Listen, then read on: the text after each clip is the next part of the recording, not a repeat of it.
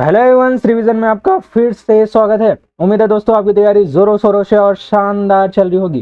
तो दोस्तों अगर आप किसी भी एग्जाम की तैयारी करें, चाहे वो फॉरेस्ट गार्ड हो, सीजीपीएससी, सीजी व्यापम, वार्ड आया, आमीन पटवारी, किसी भी एग्जाम की तैयारी करें और जिसमें हिंदी का सिलेबस रखा गया है, तो उसके लिए ये जो सीरीज है बहुत ही शानदार होने वाली है। क्यों? क्योंकि इसमें मैं 20 टॉपिक से टोटल 20 प्रश्न यहाँ पर कराऊंगा। लेकिन यहाँ पर सिर्फ ऑब्जेक्टिव ही नहीं बल्कि उससे संबंधित और भी नोट्स आपको देखने को मिलेंगे, जिसकी सहायता से आप सारे के सारे सिलेबस को पढ़ सकते हैं, याद कर सकते हैं तथा रिवाइज भी कर सकते हैं। ठीक है, तो नोट्स भी आपको मिल जाएगा। तो इसी वीडियो की खास बात यही है कि हम प्रीवियस ईयर क्वेश्चंस उठाते हैं कि प्रीवियस ईयर में पूछा कैसे गया है, उसी के आधार पर हम आने वाले एग्जाम में किस प्रकार के प्रश्न पूछे जाएंगे इसका अनुमान लगाते हैं।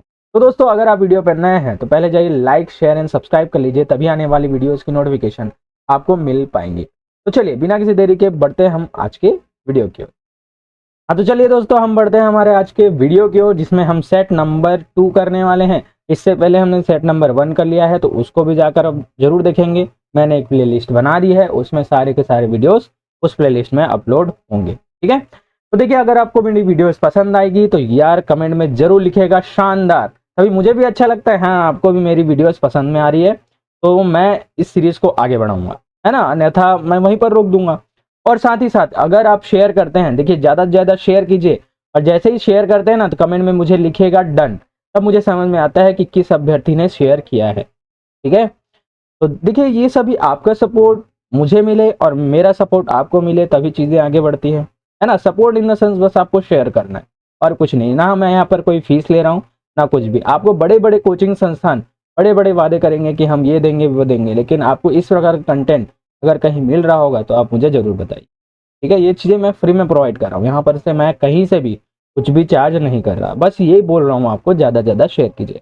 अगर मैं किसी कोचिंग संस्था में जुड़ जाऊँ और इसी चीज़ को मैं पेड क्लासेस के रूप में पढ़ाऊँ ना, तो भी लोग यहाँ पर देखेंगे। लेकिन वही क्या है, वहाँ पर चीज़ें आपको पेड रहेंगी, पैसे देने पड़ेंगे। लेकिन यहाँ पर तो जब फ्री में मिल रहा है ना, तो फ्री का यूज़ करो। ठीक है, इन फ्यूचर ज़रूर ये भी पेड होंगी, लेकिन अभी फ्री मिल रही है तो ले लो।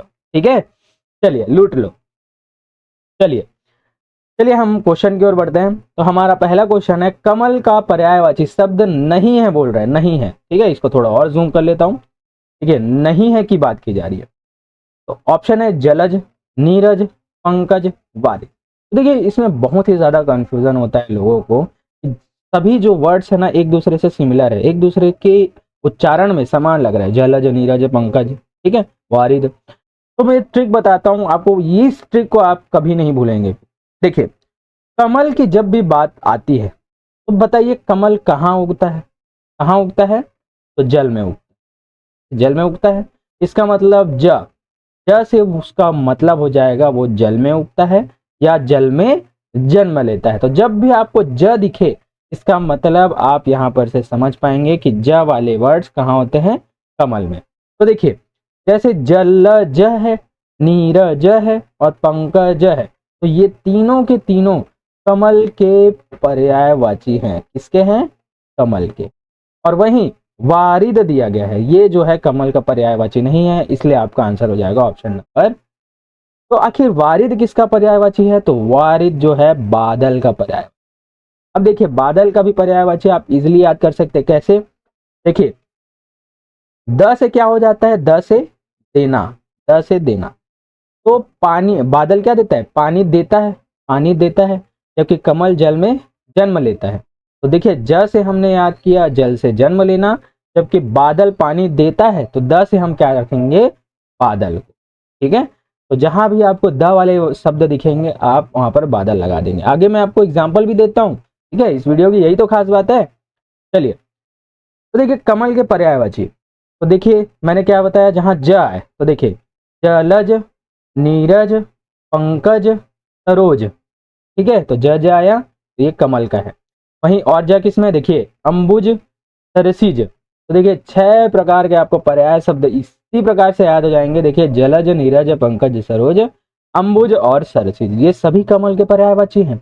और आपको याद कौन सा करना है? जिसमें अरविंद, राजीव, पुंडरिक और सतदल, ये सतदल बार बार पूछा जाता है। ठीक है, तो पुंडरिक भी है जिसमें बार बार पूछे जाने वाले प्रश्न, और ये सभी तो आपको याद होने चाहिए। ठीक है, तो राजीव, पुंडरीक, अरविंद, शतदल। ठीक है, अब चलिए हम आते हैं बादल के पर्यायवाची में। बादल से मैंने बताया द से देना। तो देखिए जैसे वारिद, वारिद, पयोद, नीरद, जलद। ठीक है, और धरना, धरना भी बादल पानी धर के रखता है ना, यहाँ पर धर से अपन याद रखेंगे जलधर और पयोधर और वारिधर। तो देखिए द से हमने याद किया वारिद, पयोद, नीरद, वारिद, पयोद, नीरद। ठीक है, और धर से हमने याद किया जलधर, पयोधर और वारिधर।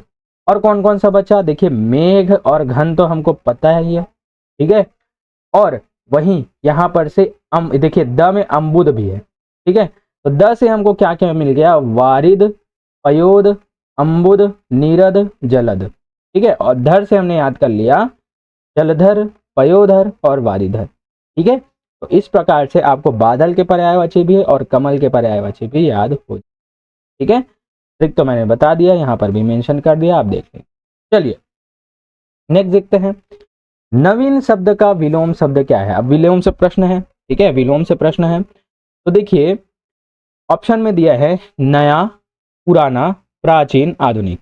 मोस्टली लोगों को यहाँ पर कंफ्यूजन होता है। देखिए नवीन को मोस्टली क्या पढ़ते हैं, नया, नवीन यानी नया। तो जाहिर सी बात है नया का विपरीत क्या हो जाएगा, पुराना। तो ऑप्शन नंबर बी यहाँ पर करेक्ट कर देते। लेकिन दोस्तों यहाँ पर ये आंसर नहीं आएगा। क्यों? क्योंकि जहां पर तत्सम शब्द होते हैं ना, तत्सम, देखिए नवीन क्या है, तत्सम मतलब संस्कृत का शब्द है, ये तत्सम है। ठीक है, तो तत्सम का विलोम भी हमको तत्सम में ही लेना होता है। ठीक है, हम उसको तद्भव में नहीं ले सकते। जो नवीन है ना उसका, इसका तद्भव क्या हो जाएगा, नया, नया। ठीक है, इसका तद्भव क्या हो जाएगा, नया। अब नया का अगर विपरीत आपको पूछता तो आप क्या लेते, पुराना, तब ये सही होता। लेकिन अभी नवीन पूछा गया है तो नवीन का जो है तत्सम में ही विलोम क्या हो जाएगा, प्राचीन। ठीक है, क्योंकि प्राचीन का तद्भव क्या होता है, पुराना। अब आप समझ गए। तो देखिए नवीन का तत्सम होता है नया। ठीक है, तो इसका विपरीत हो जाएगा पुराना। लेकिन नवीन का तत्सम नवीन है। ठीक है, अब इसका तत्सम में ही विलोम क्या हो जाएगा, प्राचीन। इन दोनों को आपको याद रखना है, बार बार ये चीजें कंफ्यूज करती हैं बच्चों को। ठीक है, चलिए तो हमारा आंसर हो जाएगा ऑप्शन नंबर सी। चलिए और हम देखें एग्जाम्पल में, आयात का क्या होता है, निर्यात, विलोम है ना। आदि का हो जाएगा अंत, गुण का हो जाएगा अवगुण, सजीव का निर्जीव, उत्थान का पतन, ये पूछा जाता है बार बार, उत्थान का क्या होता है, पतन। फिर आता है हर्ष का शोक। ठीक है, या विषाद, शोक दिखे या विषाद दिखे दोनों एक ही है। देखिए ये कृतज्ञ, ये भी पूछा जाता है, कृतज्ञ का क्या होता है, कृतज्ञ। अनुज, अनुज का हो जाएगा अग्रज, साक्षर का निरक्षर, सुलभ का दुर्लभ। देखिए इतने सारे विलोम शब्द मैंने इसमें दे रखे हैं, तो आप ही समझ पाएंगे कि इस प्रकार से जब आपको प्रैक्टिस सेट मिलती जाती है तो आपके पूरे सिलेबस ही यहाँ पर कवर हो जाते हैं।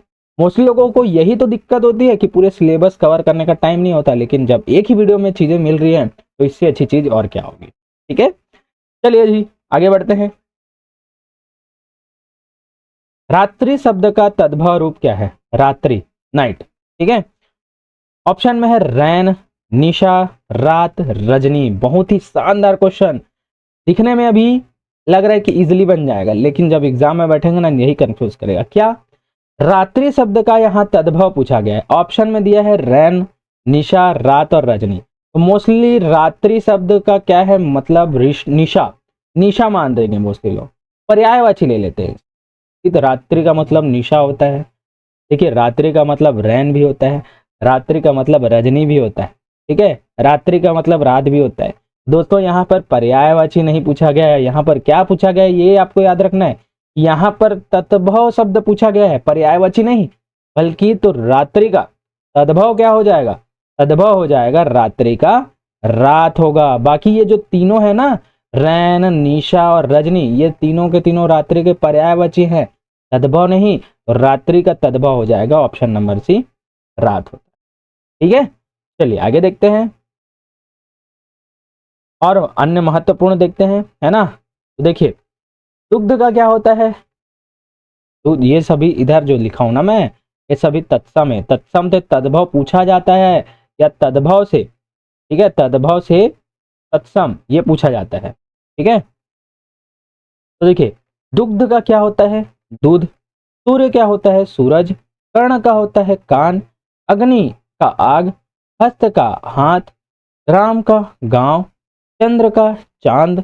मयूर का मोर।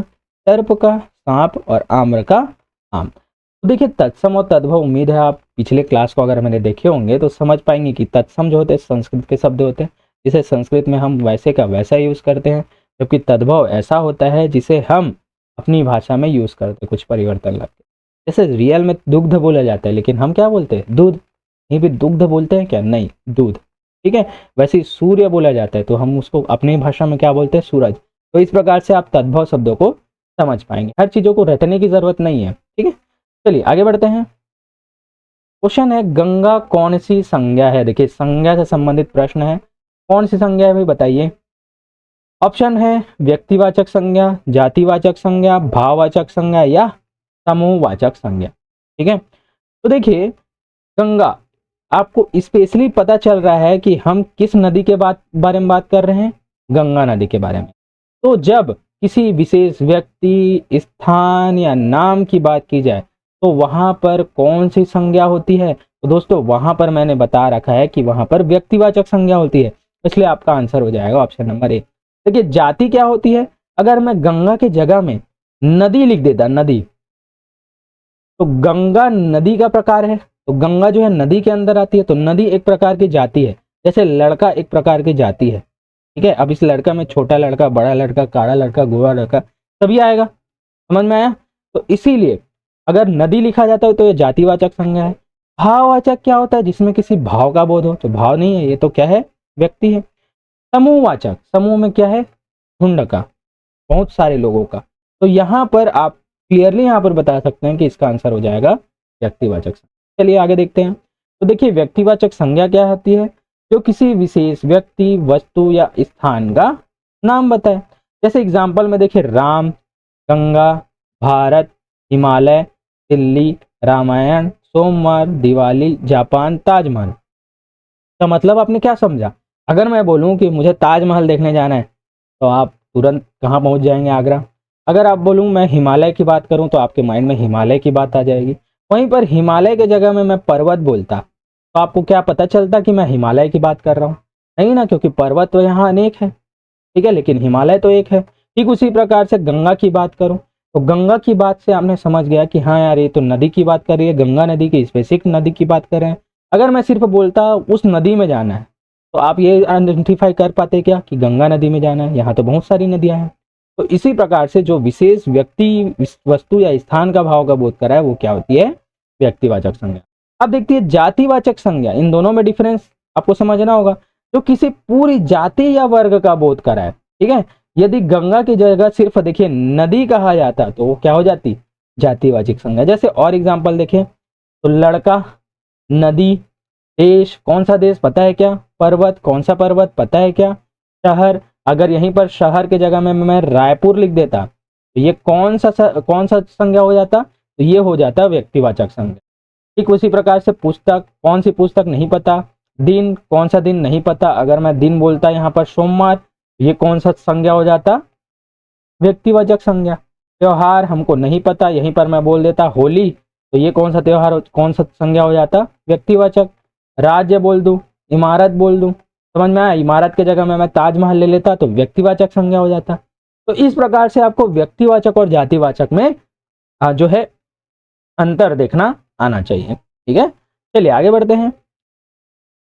मैं अपना काम स्वयं कर सकता हूं, इस वाक्य में स्वयं में कौन सा सर्वनाम है। देखिए मैंने बार बार बताया है स्वयं, यहाँ पर स्वयं खुद की बात की जाती है। तो ऑप्शन में दिख रहे हैं पुरुषवाचक, निश्चयवाचक, निजवाचक और संबंधवाचक। पुरुषवाचक के बारे में मैंने बता दिया है कि 3 प्रकार के होते हैं, उत्तम, मध्यम और अन्य, इससे पहले वाले वीडियो में जाइएगा। तो ये तो यहाँ पर नहीं है। निश्चयवाचक, निश्चयता का बोध यहाँ पर नहीं है। सीधा से सीधा जहां पर आपको स्वयं या आपकी भावना आई ना, खुद की भावनाएं, जहां पर कर्ता के स्वयं की बात की जाए तो वहां पर कौन सी संज्ञा होती है? निजवाचक संज्ञा। तो आपको सीधा मार देना है ऑप्शन नंबर सी। ठीक है, चलिए किस प्रकार से कैसे हम इसको आइडेंटिफाई कर सकते हैं मैं आपको और बताता हूं। देखिए निजवाचक सर्वनाम आखिर होता क्या है? जिस सर्वनाम का प्रयोग है ना, जिस सर्वनाम का प्रयोग कर्ता स्वयं अपने लिए करता है ना, और इसके अंतर्गत आपको देखने को मिलेगा आप, स्वयं, खुद, स्वतः या निज जैसे शब्द आते हैं। अगर ये शब्द आपको दिखे ना, आंख बंद करके क्या मानना? निजवाचक सर्वनाम। ठीक है, और कुछ भी सोचने की जरूरत नहीं है। जहां पर जो कार्य का प्रभाव जो है ना स्वयं पर पड़े, वो क्या होता है? निजवाचक सर्वनाम। जैसे एग्जाम्पल में देता हूं, मैं यह काम अपने आप कर लूंगा, इसका मतलब स्वयं की बात की जा रही है, तो ये निजवाचक सर्वनाम है। वह खुद ही चला गया, खुद मतलब स्वयं की बात की जा रही है, तो भी निजवाचक सर्वनाम। तुम स्वयं जाकर देखो, मतलब स्वयं की बात की जा रही है, ये भी है। हमें अपना गृह कार्य स्वतः करना चाहिए, तो स्वतः की बात कार्य है। यह मशीन स्वतः चलती है, तो ये सभी चीजें आपको निजवाचक सर्वनाम का बोध कराती है। ठीक है, चलिए आगे बढ़ते हैं। यह एक सुंदर घर है, रेखांकित शब्द में कौन सा विशेषण है? चलिए भैया बताइए। तो यहां पर विशेषण क्या होता है? विशेषण जो विशेषता बताता है। ठीक है, तो देखिए जो क्रिया की विशेषता बताएगा, देखिए यहां पर क्रिया या संज्ञा की, ठीक है, संज्ञा की विशेषता बताएगा, वो क्या होता है? विशेषण होता है। तो यह एक सुंदर घर है, तो देखिए ये जो संज्ञा है घर, अब इस घर की विशेषता क्या बता रहा है? सुंदर बता रहा है। तो सुंदर क्या है? सुंदर है गुणवाचक सर्वनाम, सॉरी, गुणवाचक विशेषण, संख्यावाचक विशेषण, परिमाणवाचक विशेषण या सर्वनाम है। तो देखिए जहां पर किसी का रंग, रूप, आकार, स्वाद इत्यादि का है ना बोध हो, वहां पर कौन सा विशेषण होता है? वहां पर गुणवाचक विशेषण। यहाँ पर उसके गुण के बारे में बताया जा रहा है, वो किस रंग का है ना, किस आकार का है, ऐसा स्वाद है उसका। तो ये सभी गुणवाचक सर्वनाम के सॉरी बार बार सर्वनाम में आता है, क्या है?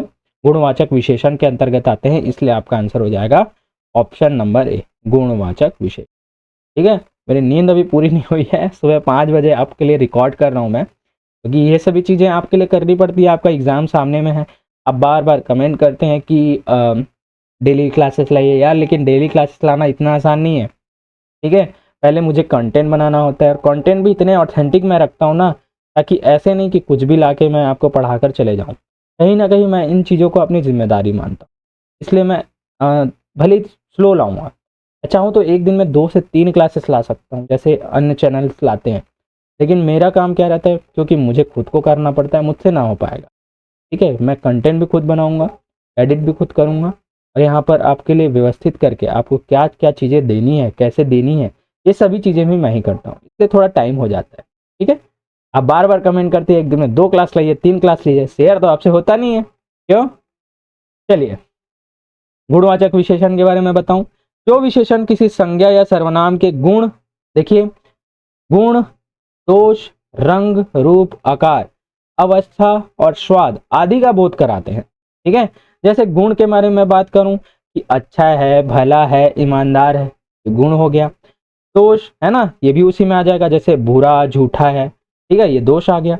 रंग के बारे में बात करूं तो काला है, लाल है ना, तो ये सभी रंग में आ गया।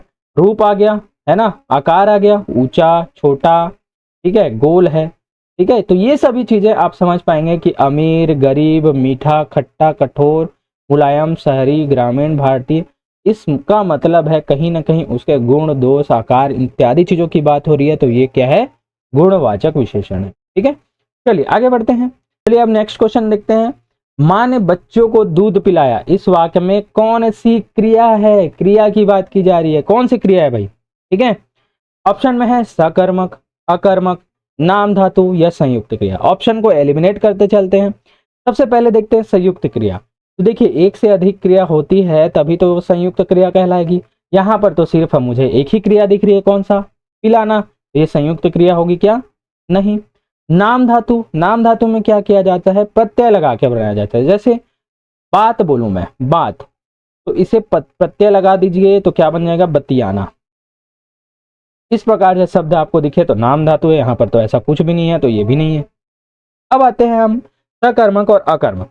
अगर आपने मेरी पिछली प्रैक्टिस सेट देखी होगी तो मैंने पूरा का पूरा समझाया कि आपको सकर्मक और अकर्मक कैसे देखना है। फिर से मैं आपको बता देता हूं, अगर आपको सकर्मक और अकर्मक देखना है तो देखिए, जो भी क्रिया आपको दिखी, तो यहाँ पर क्रिया क्या है, पिलाना। तो जो भी क्रिया दिखी उससे पहले आपको दो प्रश्न करना है। एक तो क्या है, क्या, दूसरा है किसको। तो आपको दोनों में से किसी को भी रख के देखना है, किसको, ठीक है, किसी को भी रख के देखना है। और अगर किसी का भी आपको आंसर मिल रहा है, इसका मतलब ये जो है सकर्मक क्रिया होगी, उसमें कर्म होगा। जैसे एग्जांपल देखूं, इसके पहले यहां पर मैं क्या लगाता हूं, तो मां ने क्या पिलाया, तो मां ने क्या पिलाया, तो क्या पिलाया का मतलब आपका उत्तर क्या हो जाएगा, मां ने दूध पिलाया। इसका मतलब उत्तर आ रहा है आपको, ठीक है। मां ने किसको दूध पिलाया, मां ने किसको दूध पिलाया, तो देखिए मां ने किसको दूध पिलाया, तो बच्चे को दूध पिलाया। तो यहां पर दोनों के आंसर आ रहे हैं, इसलिए यहां पर कौन सा क्रिया है, सकर्मक क्रिया। ये आपको याद रखना, ठीक है। चलिए, यहाँ पर ऑप्शन तो मैंने दिया ही नहीं, सकर्मक है ना। चलिए आगे देखते हैं। सकर्मक क्रिया, जिस क्रिया को कर्म की आवश्यकता होती है, जाहिर सी बात है वो सकर्मक होगी। पहचान क्या है, क्रिया से पहले क्या या किसको लगाकर प्रश्न करने पर क्या है, उत्तर मिलता है। तो देखिए यहाँ पर मैंने बताया, क्या पिलाया तो दूध पिलाया, किसको पिलाया तो बच्चे को पिलाया, ठीक है। इसी प्रकार से हम और एग्जाम्पल देखते हैं। राम आम खाता है, तो क्रिया से पहले हमको क्या लगाना है, क्या या किसको। तो राम क्या खाता है भाई, राम क्या खाता है, आम खाता है। इसका मतलब कौन सा कर्म हो गया यहाँ पर, आम। तो आपको ये भी पूछ सकता है कि कर्म क्या है यहाँ पर, है ना। तो कर्म निकालना भी आपको आना चाहिए, बस आप जो को प्रश्न करना है, जो उत्तर उसको मिलेगा वही क्या होता है, कर्म होता है। जैसे सीता पत्र लिखती है, तो बताइए क्या लिखती है, तो सीता पत्र लिखती है, तो ये कर्म हो जाएगा।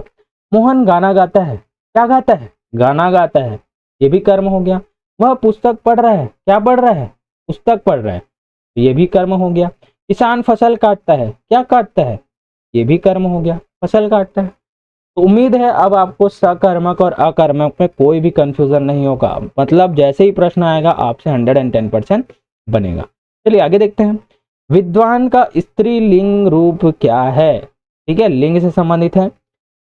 ऑप्शन है विद्वानी, विद्वाना, विदुषी या विद्यानी। तो दोस्तों विद्वान का जो स्त्रीलिंग होता है ना, वो होता है ऑप्शन नंबर विदुषी होता है। आगे हम और देखते हैं स्त्रीलिंग के रूप में एग्जाम्पल। सम्राट का क्या होता है, सम्राज्ञी। कवि का कवियत्री, इसको मोस्ट इंपॉर्टेंट है ना, इसको क्या है, सही लिखिए भी पूछ दिया जाता है, कभी कभी आपको एग्जाम्पल में दिया जाएगा कवियत्री, ठीक है, फिर कवियत्री, इस प्रकार से ये सही किस प्रकार से लिखा जाता है, ये प्रश्न भी बनता है। तो आपको इसको बार बार लिख के भी देख लेना है, कवयित्री, ठीक है। फिर आता है नेता का क्या होता है, नेत्री। साधु का होता है साध्वी। वर का विलोम वधु। लेखक का लेखिका। श्रीमान श्रीमती। बैल का होगा गाय।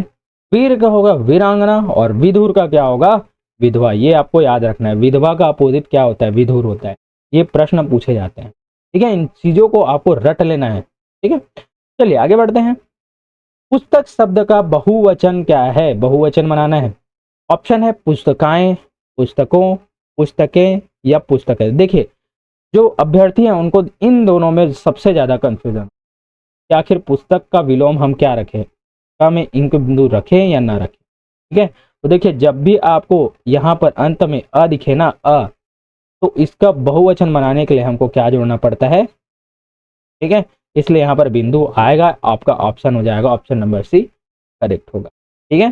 चलिए और बताता हूँ। देखिए नियम अ से समाप्त होने वाले स्त्रीलिंग शब्दों के अंत में ए लगाकर बहुवचन बनाया जाता है। और एग्जाम्पल देखें, जैसे सड़क, सड़क हो गया, तो इसमें क्या बन गया, इसका बहुवचन सड़कें।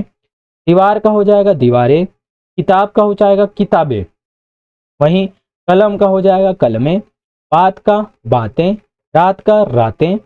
आंख का आंखें। और गाय का गायें, ठीक है। तो इस प्रकार से आप अ का ए लगाकर बहुवचन आराम से बना, ठीक है। चलिए नेक्स्ट क्वेश्चन है, हे भगवान मेरी रक्षा करो। इस वाक्य में हे भगवान कौन सा कारक है, हे भगवान, ठीक है, ये कौन सा कारक है। देखिए कारक के बारे में मैंने बता दिया था, क्या, हे, अरे, ओ, ये सभी आया। यहाँ पर आपको सीधा क्या लगाना है, संबोधन, क्योंकि हम संबोधन कर रहे हैं, इसलिए हमारा आंसर हो जाएगा ऑप्शन नंबर सी, ये संबोधन कारक है। आगे मैं आपको बताता हूँ, ठीक है। तो देखिए संबोधन कारक में क्या लगे रहता है, विभक्ति, हे, अरे, ओ। तो जब किसी को पुकारने या संबोधित करने का भाव हो तो वहां पर क्या है, संबोधन कारक लगा होता है। और इसकी पहचान क्या है, इसकी पहचान है यहाँ पर विस्मयादि बोधक, एक्सक्लामेटरी साइन, ठीक है। विस्मयादि बोधक आपको दिखा, इसका मतलब आपको मार देना है कि वो संबोधन कारक होगा, यही ट्रिक है। विस्मयादि बोधक आपको दिखा तो आपको सीधा मानना है संबोधन कारक, ठीक है, और कुछ भी नहीं देखना है। चलिए और मैं बताता हूँ कारक कौन कौन सा है। देखिए कर्ता ने होता है, कर्ता कारक में क्या लगा रहता है, ने। कर्म में ओ लगा रहता है, करण में से लगा रहता है, संप्रदान में का या के लिए लगा रहता है, अपदान में भी से लगा रहता है। लेकिन करण और अपदान में मैंने क्या बताया कि अपदान में दोनों के अलग होने का भाव होता है, जबकि करण से हमको किसी साधन के रूप में उसका यूज करने का, जैसे मैं पेन से लिखता हूं तो ये क्या है, करण कारक। जैसे पेन से ढक्कन अलग होता है, इसका मतलब है यहाँ पर क्या है, अपादान कारक, ठीक है। संबंध में आता है का, के, की, है ना। फिर अधिकरण में आता है, संबोधन में देखिए हे, अरे, अजी। विस्मयादि बोधक यहाँ पर दिखा आपको तो सीधा आपने मार दिया संबोधन कारक, ठीक है।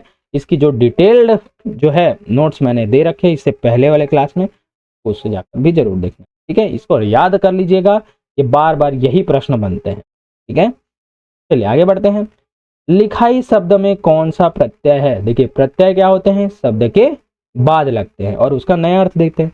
देखिए लिखाई शब्द में कौन सा प्रत्यय है बताइए, ऑप्शन है ई, आई, लिख या खाई। तो देखिए लिखाई को अगर हम अलग अलग करें ना, ये बनेगा लिख धन आई, आई, ठीक है। तो आपका प्रत्यय लगा है क्या, ऑप्शन नंबर बी, आई लगा है। तो आई से संबंधित और हम देखते हैं अलग अलग शब्द, ठीक है। जैसे क्या क्या बना, पढ़ाई, तो इसमें क्या बनेगा, पढ़ धन आई। इसे इस प्रकार से अलग कर सकते हैं, पढ़ धन आई, तो यहाँ पर आई प्रत्यय यहाँ पर भी हो गया। ठीक उसी प्रकार से ये बनेगा लड़ाई, लड़ धन आई, चढ़ाई, चढ़ धन आई, कमाई, काम, कमाना धन आई, भलाई, है ना, भला धन आई, बुराई, मिठाई, खटाई, चतुराई, सिलाई। तो देखिए इस प्रकार से जहां पर आई प्रत्यय होते हैं, है ना, उन सभी शब्दों को मैंने यहाँ पर दे रखा है, बस आपको यहाँ पर पढ़ लेना है, ठीक है। चलिए आगे देखते हैं। देवेंद्र का सही संधि विच्छेद क्या होगा, देवेंद्र, ऑप्शन है देवधन इंद्र, देवाधन इंद्र, देवधन इस प्रकार से इंद्र, और वहीं देवेधन। तो देखिए दोस्तों देवेंद्र का सही संधि विच्छेद होगा देवधन इंद्र, इसलिए आपका आंसर हो जाएगा ऑप्शन नंबर ए, देवेंद्र, ठीक है। ये कौन सा संधि है, तो देखिए दोस्तों ये जो है गुण स्वर संधि, गुण, ठीक है। अब गुण स्वर संधि के बारे में आगे आपको जरूर बताता हूं।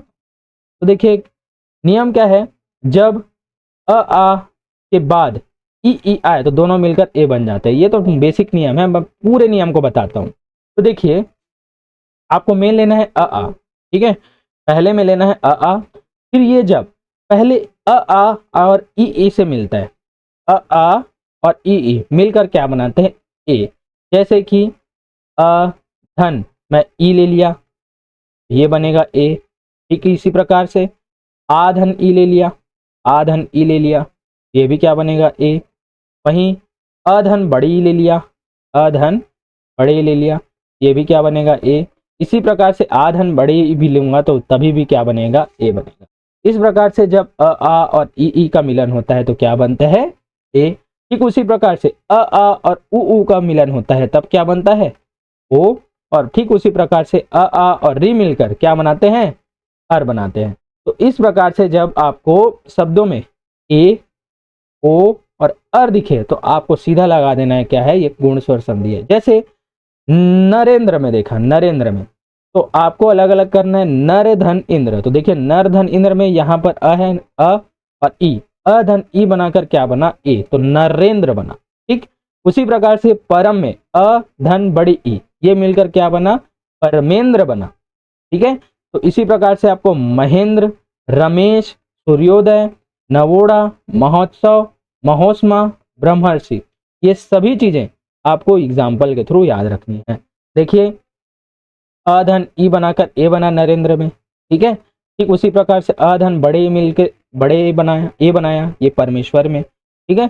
तो इन चीजों को आपको याद रखना है। जैसे और एग्जाम्पल देखें तो देखिए गण धन ईस, तो अ है और ई है, तो यहाँ पर क्या है अ धन ई, ये बनाएगा क्या ए बनाएगा, तो देखिए यहाँ पर ए का जो है मात्रा दिख रहा है तो गणेश बन गया। ठीक उसी प्रकार से महाधन इंद्र महेंद्र हो गया, तो यहाँ पर आ धन ई, आ धन ई, ये बना महेंद्र। ठीक उसी प्रकार से नरेंद्र है अधन ई और सुरेंद्र है अधन ई, महेश महाधन ईश, तो आधन ई महेश हो जाएगा। परम धन ईश्वर अधन ई परमेश्वर हो जाएगा। ठीक है, तो ये गुण स्वर संधि का सारा उदाहरण है। चलिए आगे बढ़ते हैं। चौराहा शब्द में कौन सा समास है? ऑप्शन है द्वंद्व समास, कर्मधारय समास, द्विगु समास और बहुब्रीहि समास। देखिए जहां पर भी आपको गिनती वाले अक्षर दिखे, गिनती वाले जैसे चौराहा, पंच है ना, चतुर्थ, इस प्रकार से कुछ भी चीजें आपको गिनती वाली चीजें दिखे तो यहाँ पर आपको सीधे मार देना है कौन सा? द्वंद्व समास, सॉरी द्विगु समास। द्वंद्व में तो योजक चिन्ह होता है, द्विगु समास तो द्विगु में क्या होता है? जहां पर भी आपको गिनती वाली चीजें दिखे। ठीक है, तो जैसे यहाँ पर चौराहा, इसका मतलब हमने क्या देखा? चौ का मतलब होता है चार, चार, और राह का मतलब होता है राह है ना, रास्ते। तो जहां पर चार राहों वाला क्षेत्र हो वहां पर क्या है? चौराहा होता है, तो इसलिए यहाँ पर द्विगु समास होगा। और आपको एग्जाम्पल बताता हूं, देखिए इस समास का पहला पद संख्यावाचक मैंने बता दिया है और समस्त पद में समूह का बोध होता है। जैसे चौराहा क्या है? चार राहों का समूह, मैंने बता दिया है। अब देखिए त्रिभुज, त्रिभुज में देखिए त्रि आया मतलब संख्यावाचक आया, तो तीन भुजाओं का समूह आया। पंचवटी, तो यहाँ पर पांच आया मतलब द्विगु समास। सप्ताह में सात आया है ना, तो यहाँ पर नवरात्रि में नौ आया, दोपहर में दो आया, तिरंगा में तीन आया। तो जहां पर भी आपको संख्यावाचक चीजें दिखें वहां पर आपको सीधा द्विगु समास मार के आना है। और द्वंद्व समास में मैंने बताया था, द्वंद्व समास में योजक चिन्ह होता है और दोनों पद प्रधान होते हैं और एक दूसरे के विपरीत होते हैं। ठीक है, चलिए आगे बढ़ते हैं। शुद्ध वर्तनी वाला शब्द चुनिए, शुद्ध कौन सा है? ठीक है, ऑप्शन है उज्जवल, उज्जवल, उज्जवल या उज्जवल। तो देखिए इससे पहले वाले क्लास में मैंने बता रखा था, उज्जवल का ही बताया था, तो ऑप्शन नंबर डी यहाँ पर उज्जवल का सही लिखना यहाँ पर करेक्ट होगा। दोनों में आधा ज हो यहाँ पर होता है, तो याद कर लेना है, बार बार ये चीजें पूछी जाती है। ठीक है, चलिए और देखते हैं शुद्ध रूप में। ये देखिए पिछले बार मैंने आशीर्वाद का कराया था, रेफ कहाँ पर लगता है? जहां पर आशीर्वाद त के बाद का र का उच्चारण होता है, इसलिए आने वाले शब्द में क्या लगता है? वर्ण में क्या लगता है? र लगता है, इसलिए व में क्या लगेगा? र लगेगा। तो व में आपको र याद रखना है, ये बार बार पूछा जाता है। फिर कवित्री भी बार बार पूछा जाता है, श्रृंगार, वहीं अनुग्रहित, मोस्ट इंपॉर्टेंट, अनुग्रहित बार बार लिख के प्रैक्टिस कीजिए आप। फिर अध्ययन, सन्यासी, पूजनीय, मोस्टली इसमें आधा जल लोग लगाते हैं तो पूजनीय होता है। फिर आता है पुरस्कार, उसके बाद इसमें क्या लगा देते हैं? पुरस्कार, इस प्रकार से लिख देते हैं, जबकि लिखना होता है पुरस्कार। अहिल्या और प्रज्वलित, तो देखिए प्रज्वलित में सिर्फ आधा जा होता है। ठीक है, ये भी आपको याद रखना है। तो मैंने मोस्ट इंपॉर्टेंट जो भी आपको अशुद्धि के रूप में मिलता है ना, इन सभी चीजों को यहाँ पर लाके रख दिया। आगे हम और प्रैक्टिस सेट में जरूर इसको देखने वाले। चलिए आगे देखते हैं। कृपया करके बैठ जाइए, वाक्य का शुद्ध रूप क्या होगा?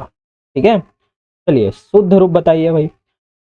ऑप्शन में है कृपया बैठ जाइए, तो कृपया बैठे, कृपया बैठ जाओ, कृपया कर बैठ जाइए। तो देखिए शुद्ध अशुद्ध आपको देखना है, तो यहाँ पर इस प्रकार के शब्दों में जो अतिरिक्त चीजें हैं जिसकी आवश्यकता है ही नहीं, अब फालतू में एक्स्ट्रा लगा रहे हैं, उन चीजों को बस हटाना।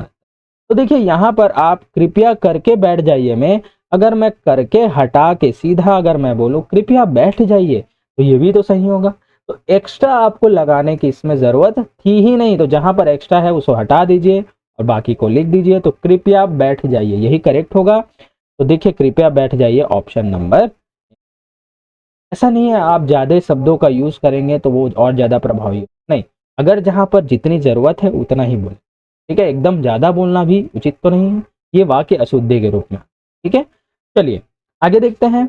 और शुद्ध देखें, वह वापस लौट आया है।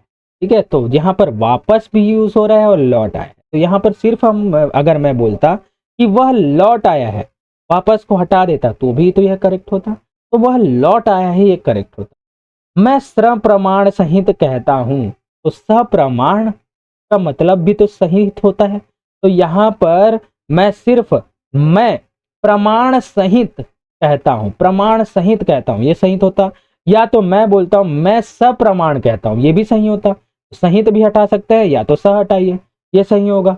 मैं प्रमाण सहित कहता हूं या तो मैं सप्रमाण कहता हूं। ठीक है।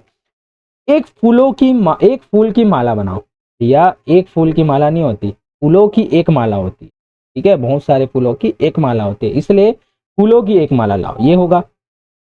यहाँ ताजा गाय का दूध मिलता है। अरे भैया, गाय ताजा नहीं होती, उसका दूध ताजा होता है। तो यहाँ गाय का ताजा दूध मिलता है, ये करेक्ट होगा। ठीक है, चलिए आगे देखते हैं। मुहावरे हैं। ईद का चांद होना, मोस्टली लोगों को पता होगा। ऑप्शन है ईद पर चांद देखना, बहुत सुंदर होना, बहुत दिनों बाद दिखाई देना, या असंभव काम करना।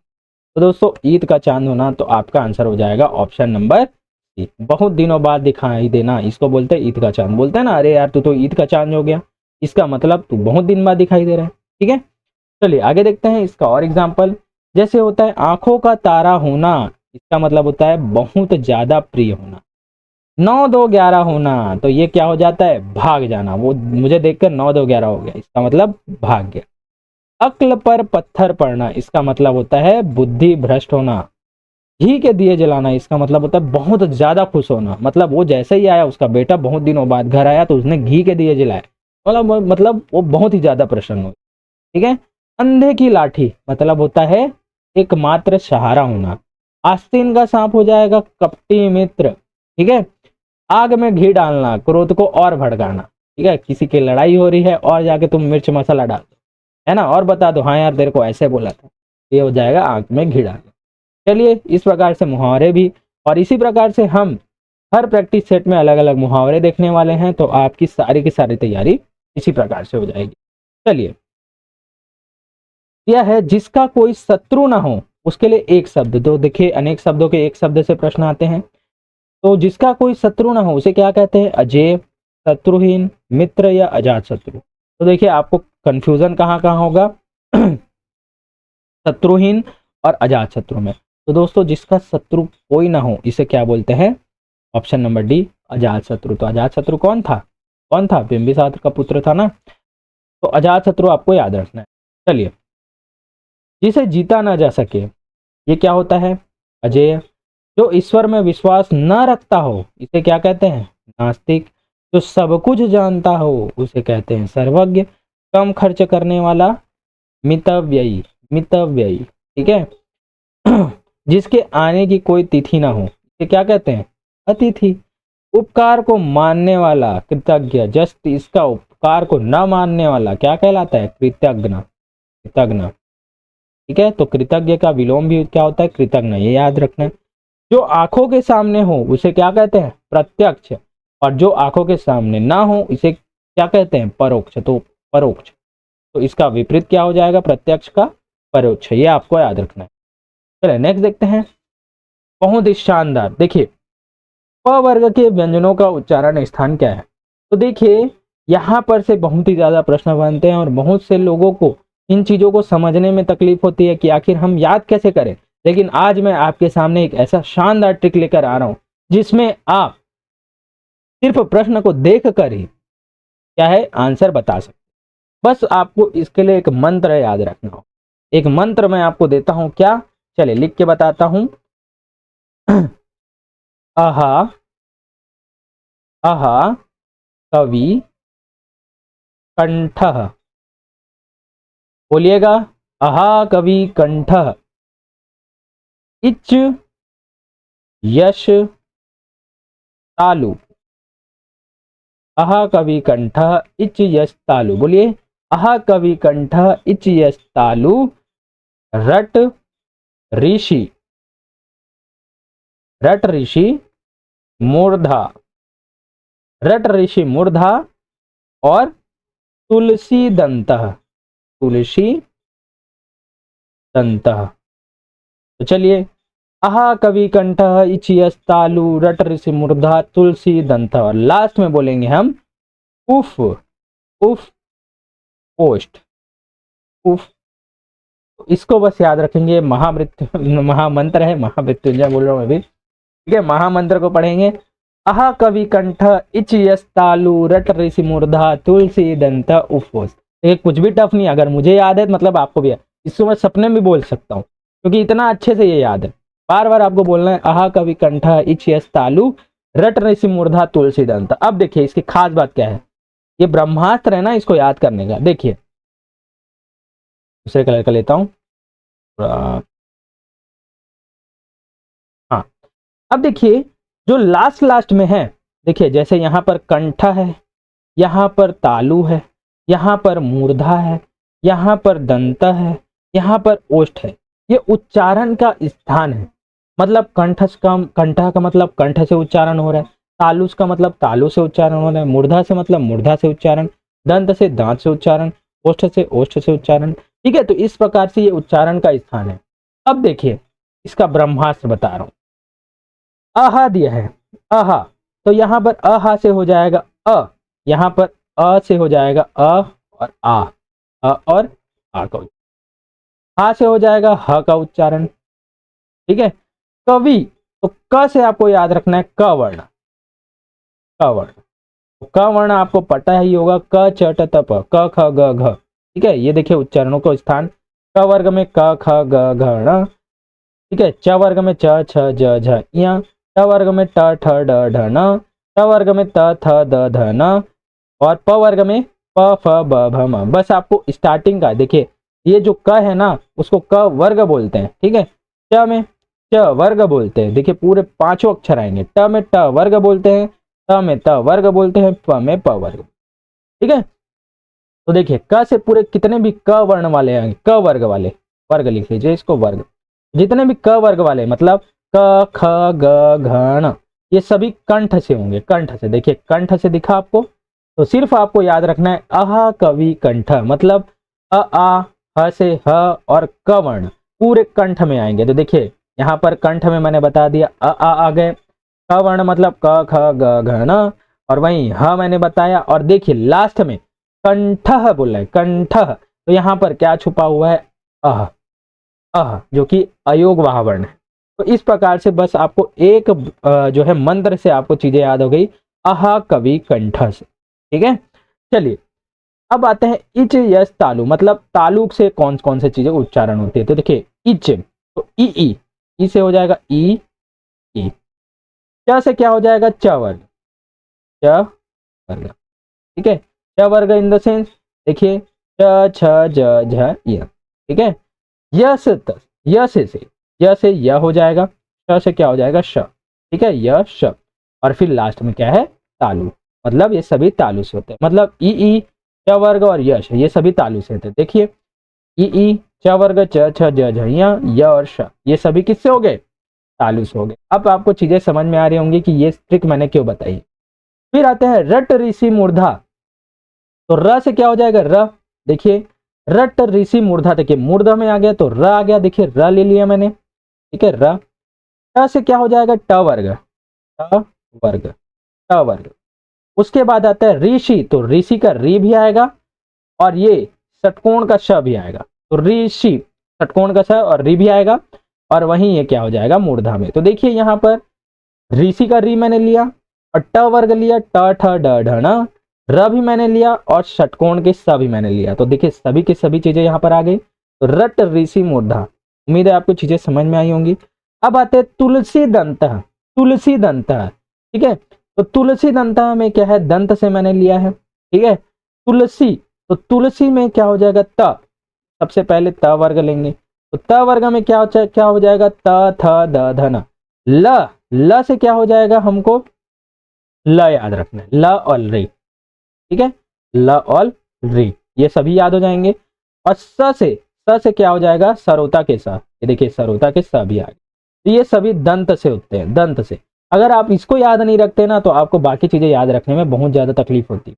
ठीक है, और लास्ट में आते हैं उफ होस्ट, तो देखिए उ से आपको याद रखना है उ वर्ण, उ वाले, और फ को आपको प याद रखना है, प, तो प वर्ग वाले जितने भी आएंगे ना वे सभी क्या होंगे, ओष्ठ से आएंगे। तो देखिए उ आ गया, उ और प वर्ग मतलब प फ ब भ म, ये सभी क्या है ओष्ठ से। तो देखिए आपको सिर्फ और सिर्फ इससे, इस सूत्र से ही सारे के सारे जो है उच्चारण के जो है वर्ण है वो याद हो जाएंगे। तो आहा का विकंठ, इच यस तालु, रट रेसी मूर्धा, तुलसी दंता आपको याद रखना है। ठीक है, उम्मीद है आपको चीजें पसंद आई होगी, अगर पसंद आई तो यार ज्यादा ज्यादा शेयर कीजिए और लिखिए, मजा आ गया। ठीक है, अब देखिए जो नासिक के वाले होते हैं, नासिक के कहाँ कहाँ से उच्चारण होते हैं, नासिक के। ठीक है, तो नासिक के वाले जो होते हैं वो पंचमाक्षर होते हैं, पंचम। तो देखिए 1 2 3 4 5, देखिए जी पांचवे वाले हैं ना, पांचवे सभी में पांचवा वाला होगा, पांचवा वाला। जो भी पंचमाक्षर होते हैं ना, पंचमाक्षर, ये सभी नासिक के वाले होते हैं। तो न, य, ण, न, म, ये सभी नासिक के से आएंगे। ठीक है, तो इसको आपको याद रखना है। फिर आता है कंठ व तालु, इसको याद रखना है आपको। कंठ और तालु दोनों से मिश्रित ए होता है, कंठ और ओष्ठ से ओ होता है, वही दंत और ओष्ठ से व होता है। इसको आपको रट लेना है, याद कर। ठीक है, तो देखिए सारी चीजों को मैंने बता दिया, अच्छे से आपको याद हो गई होंगी, बस आपको इसको याद रखना। देखिए अब बताइए प वर्ग के व्यंजनों का उच्चारण स्थान क्या है। तो प वर्ग कहाँ से आएगा, क चट तप, आहा कवि कंठ, इच यस तालु, रट रेसी मूर्धा, तुलसी दंत। तो प वर्ग किस में आएगा, ये आपको आंसर में बता। ठीक है, तो देखिए उफ होस्ट आपने लास्ट में पढ़ा होगा, उफ होस्ट। उफ होस्ट को क्या मैंने बताया था, इसको प पढ़ना है, तो प वर्ण किस में आएगा, में आएगा, होस्ट में आएगा। तो इसलिए हमारा आंसर आ जाएगा ऑप्शन नंबर डी। इसलिए ये जो सूत्र था बहुत ही शानदार। ठीक है, पसंद आई तो यार ज्यादा ज्यादा शेयर कीजिएगा और लाइक जरूर। चलिए नेक्स्ट देखते हैं। ये देखते हैं क्वेश्चन, वह बाजार गया और सब्जी लाया, किस प्रकार का वाक्य है। चलिए भाई बताइए, इसका आंसर मोस्टली लोगों को पता ही होगा, है ना। वह बाजार गया और सब्जी लाया, किस प्रकार का वाक्य है। बस आपको क्या देखना है, बीच में संयोजक शब्द का, यहाँ पर और जोड़ा गया है, दो वाक्यों को के बीच में और जोड़ के इन दोनों को मिलाया गया है, तो सीधा आपका आंसर होगा, ये क्या हो जाएगा, संयुक्त वाक्य। अगर इससे पहले वाले वीडियो को आपने देखा होगा तो मैंने इस चीज़ों को बताया। ठीक है, तो ये संयुक्त वाक्य क्या होता है, जब दो या दो से अधिक स्वतंत्र वाक्य को, है ना, और, लेकिन, किंतु, परंतु या इसलिए जैसे योजक शब्दों से जोड़कर बनाया जाता है, तो क्या है, वहां संयुक्त वाक्य होता है। जैसे एग्जाम्पल है, सूरज निकला और अंधेरा भागा। ठीक है, इसलिए बहुत मेहनत, उसने बहुत मेहनत की इसलिए वह सफल हुआ। चाय पियेंगे या कॉफी, तो ये जो है संयुक्त वाक्य, यही ट्रिक है। आगे लास्ट है, चाय किस भाषा का शब्द है। देखिए ऑप्शन में हिंदी, जापानी, पुर्तगाली, चीनी। तो दोस्तों इसका आंसर हो जाएगा, चाय जो है ना ये चीन से ली गई है, तो ऑप्शन नंबर डी यहाँ पर करेक्ट होगा। चाय कहाँ से ली गई है, चीन से ली गई। और मैं आपको बताता हूँ कौन कौन से कहाँ से ले गए हैं। जैसे मैं देखूँ चीनी, चीनी है ना, चाइना से क्या क्या लिया है, चीन से चाय लिया गया है, लीची, पटाखा, चीकू, तूफान। तो चीकू जो है कौन सा शब्द है, चीन का शब्द है, चीनी शब्द है। ठीक है, फिर देखते हैं पुर्तगाली। पुर्तगाली शब्द में मैं देखूं अलमारी, बाल्टी, साबुन, तौलिया, कमरा, गमला, चाबी, संतरा, पपीता, मेज, ये सभी क्या है, पुर्तगाली शब्द है। जापानी रिक्शा आपको याद रखना है, जो रिक्शा हम चलते हुए देखते हैं जापान से आया है। सायोनारा, सुनामी भी बार बार पूछा जाता है, ये कौन सा शब्द है, जापानी शब्द है। कराटे, ये भी है। अगर आपको इसकी ट्रिक चाहिए तो मुझे कमेंट बॉक्स पे लिखिए, एक ट्रिक बनी हुई है, मैं उसे अपलोड कर दूंगा।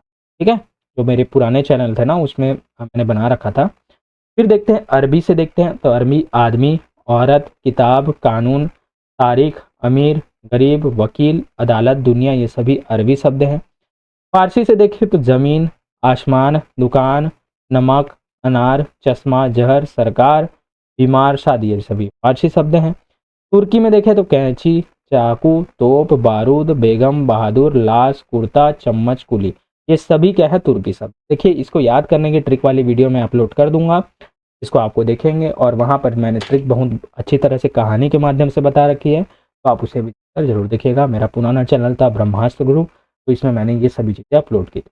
ठीक है, तो मैं उसके लिए आपको वीडियो प्रोवाइड करा दूंगा।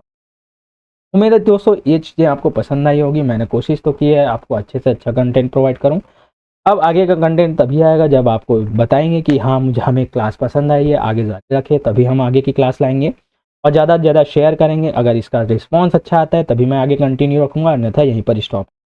दोस्तों आज के मेरे वीडियो पर बने रहने के लिए धन्यवाद, मिलते हैं अपने नेक्स्ट वीडियो में।